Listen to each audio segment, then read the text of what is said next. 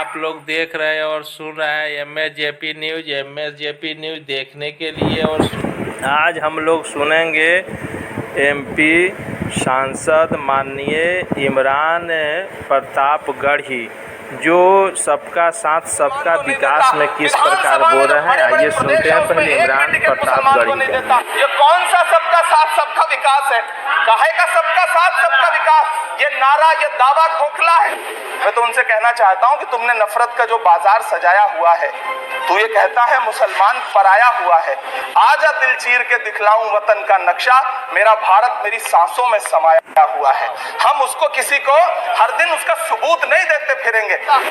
आप दुनिया के किसी दूसरे देश में अल्पसंख्यक अगर सफल होता है तो आप खुश होते हैं, मिठाइयां बांटते हैं, लेकिन अपने देश में अल्पसंख्यकों के खिलाफ किस किस तरह के नारे इसी दिल्ली और उसके इर्द गिर्द लगाए जाते हैं, क्या वो हम नहीं सुनते हैं? और अगर सुनते हैं, और अगर पाकिस्तान आपके लिए जिंदाबाद होगा, हमारे लिए हिंदुस्तान जिंदाबाद है, भारत जिंदाबाद है।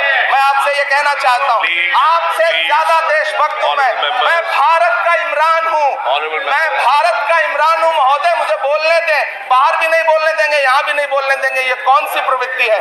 तो मैं पिछले दिनों लाल किले से प्रधानमंत्री जी की, लाल किले की प्राचीर से वो भाषण, उनकी वो तकरीर भी सुन रहा था, जब वो कह रहे थे कि महिलाओं को बिना हक दिलाए देश आगे नहीं बढ़ सकता।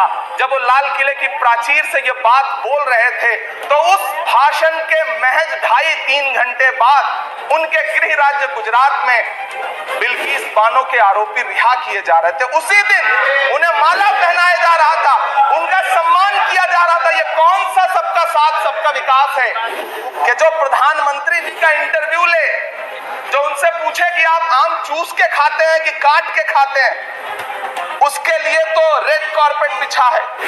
जो अभिनेत्रियां उनकी विचारधारा के समर्थन में बात करें, समर्थन से ज्यादा आगे बढ़ के बात करें, उनके लिए जेड सिक्योरिटी है। लेकिन वो शाहरुख खान जो पूरी दुनिया में भारत के तिरंगे का मान बढ़ाता है, जिसे फीफा वर्ल्ड कप में आमंत्रित किया जाता है, उसके लिए सोशल मीडिया पे किस तरह के ट्रेंड चलाए जाते हैं। कौन सा सबका साथ सबका विकास है महोदय? पूरे देश में प्रधानमंत्री जी दावा करते थे सबका साथ सबका विकास के नारे के साथ कि 2022 में हर व्यक्ति के सर पर छत होगी। आप असम उठा के देख लीजिए, आप मध्य प्रदेश उठा के देख लीजिए, आप उत्तर प्रदेश उठा के देख लीजिए, एक दैत्याकार बुलडोजर है जो चारों तरफ घूम रहा है, और जिनके सरों पर छत है भी, उन छतों को भी छीन लेना चाहता है। वो बुलडोजर सिर्फ लोगों का घर नहीं कुचल रहा है, संविधान को कुचल रहा है, लोकतंत्र को कुचल रहा है। फिर अदालतों का क्या काम रह जाता है? ऐसे में सबका साथ सबका विकास कैसे माना जाए? संसद से महज 800 मीटर की दूरी पर जंतर मंतर पर खड़े होकर के कार्यक्रम आयोजित होता है, और एक व्यक्ति वहां खड़ा होकर के सीधे आह्वान करता है। दिल्ली पुलिस उस पर कोई कार्रवाई नहीं करती, उल्टा जो मीडिया उसको दिखाने का प्रयास करती है, उनको नोटिस भेजा जाता है। ये कौन सा सबका साथ सबका विकास है उपसभापति महोदय? सभापति महोदय, इसी दिल्ली में एक सांसद पाए जाते हैं। ये कौन सा सबका साथ सबका विकास का दावा है?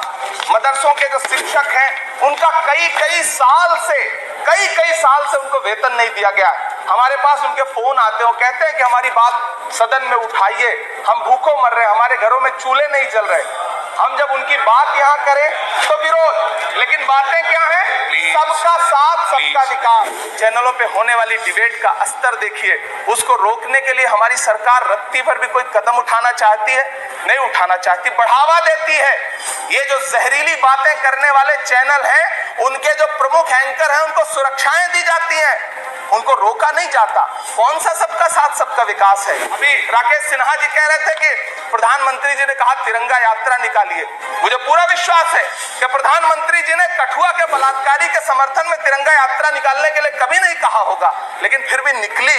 लेकिन किसी ने रोका नहीं, किसी ने कोई आवाज नहीं उठाई।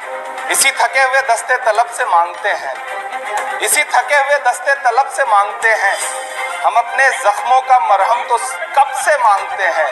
वो भीख मांगता है हाकिमों के लहजे में, हम अपने बच्चों का हक भी अदब से मांगते हैं। मदरसों के आधुनिकीकरण की बात की गई, मुझे हैरत है, तभी राकेश सिन्हा जी बात कर रहे थे, अभी नहीं है शायद, कहीं चले गए हैं आसपास। उन्होंने अपने भाषण में 23 बार सबका साथ सबका विकास की बात की। अभी गीता जी बोल रही थी, उन्होंने भी कहा कि सबका साथ सबका विकास का बजट आया है, लेकिन वो इसके ये जो रिजोल्यूशन है इसके विरोध में क्यों है, मैं समझ ही नहीं पा रहा हूं। अगर आप सबका साथ सबका विकास का दावा कर रहे हैं, सबका साथ सबका विकास के नारे लगा रहे हैं, तो अगर एक पर्टिकुलर एक कम्युनिटी जो जिस स्ट्रक्चर कमेटी की सिफारिशों में यह तय हो गया है कि वो दलितों से भी बदतर स्थिति में है, उसका आर्थिक सामाजिक स्थिति ऐसी है, अगर उसके उत्थान के लिए कोई बिल बात कर रहा है तो फिर उसके विरोध में है क्यों? दरअसल ये वही मानसिकता है जो लगातार काम कर रही है, जिसके तहत अमृत काल में भी जो बजट पेश किया जाता है उसमें जो अल्पसंख्यकों का बजट है उसमें 38% की कटौती की जाती है और फिर कहा जाता है कि हम सबका साथ सबका विकास का दावा कर रहे हैं। मैं तो सभापति महोदय बचपन से जिस विद्यालय का पढ़ा हूं वहां संस्कृत का एक श्लोक सुना करता था कि यत्र नार्यस्तु पूज्यन्ते रमन्ते तत्र देवता। मैं इसे सुना करता था। मेरा नाम इमरान है। मैं उस पीड़ा को महसूस करता हूं जिस पीड़ा का जिक्र अभी मनोज झा जी कर रहे थे। मैं उस पीड़ा से गुजरता हूं, इसलिए मैं आपसे यहाँ खड़ा होकर कहता हूं कि हम हर दिन सुनते हैं, कई सारे मंत्री हैं जो ट्रेवल एजेंसी खोल के बैठे हैं, जो कहते हैं कि देशभक्ति हर दिन देशभक्ति साबित करो, चले जाओ वहां चले जाओ। मैं तो उनसे कहना चाहता हूं कि तुमने नफरत का जो बाजार सजाया हुआ है, तू ये कहता है मुसलमान पराया हुआ है, आजा दिल चीर के दिखलाऊं वतन का नक्शा, मेरा भारत मेरी सांसों में समाया हुआ है। हम उसको किसी को हर दिन उसका सबूत नहीं देते फिरेंगे। ऐसे में अगर ये बिल मांग करता है कि मुसलमानों के शैक्षिक और उनके सामाजिक उनके आर्थिक उत्थान के लिए सरकार उस पर ध्यान दे, तो फिर तकलीफ क्या है, दिक्कत क्या है? क्या आपका जो नारा है वो झूठा है? क्या सबका साथ सबका विकास का नारा सिर्फ खोखला है? बजट से तो यही जाहिर होता है। आप लगातार घटाते जा रहे हैं बजट, आप लगातार कटौती करते जा रहे हैं। तो सभापति महोदय, मैं तो आपसे ये कहना चाहता हूँ कि पूरी दुनिया में कहीं भी जब कोई अल्पसंख्यक सफल होता है, ऐसे ही छोटे बड़े खबर देखने और सुनने के लिए बहुत बहुत धन्यवाद। देखते रहिए MSJP न्यूज़। सत्य, संघर्ष और अपना ज्ञान बढ़ाने के लिए देखते रहिए MSJP न्यूज़। जय हिंद, भारत माता की जय, जय श्री राम।